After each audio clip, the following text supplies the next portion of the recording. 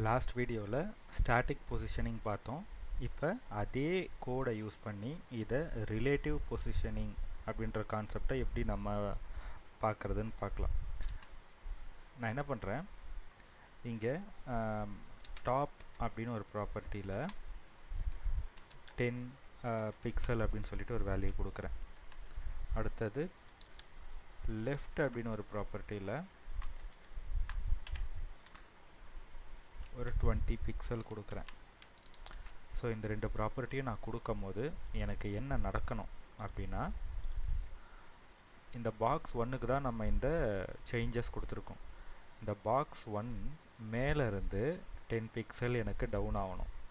Left hand சைடில் இருந்து ஒரு 20 பிக்சல் எனக்கு வந்து புஷ் ஆகணும். ஸோ இதுதான் நடக்கணும். ஆனால் எனக்கு இந்த இடத்துல லாஸ்ட் வீடியோவில் எப்படி பார்த்தோமோ அதே மாதிரி ஸ்டாட்டிக்காக தான் இருக்குது. ஸோ இது மாறலை. நம்ம இதோட பொசிஷனிங் மாற்றணுன்ற எந்த ப்ராப்பர்ட்டியும் யூஸ் பண்ணலை அப்படின்னா டீஃபால்ட்டாக இது ஸ்டாட்டிக் பொசிஷனில் தான் லாக் ஆகிருக்கும். அப்போ அதை மாற்றுறதுக்காக நம்ம பொசிஷனிங் அப்படின்ற ப்ராப்பர்ட்டி யூஸ் பண்ணணும்.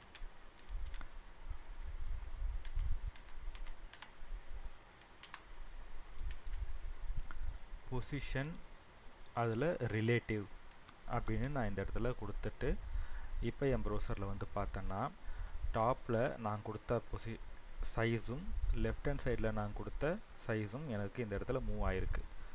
ஸோ இந்த பொசிஷன் ரிலேட்டிவ்ன்ற ப்ராப்பர்ட்டி யூஸ் பண்ணும்போது நமக்கு தேவையான மாதிரி நம்மளுடைய டிவ் டேக்கோடைய பொசிஷனிங்கை நம்மளால் மூவ் பண்ணிக்க முடியும்.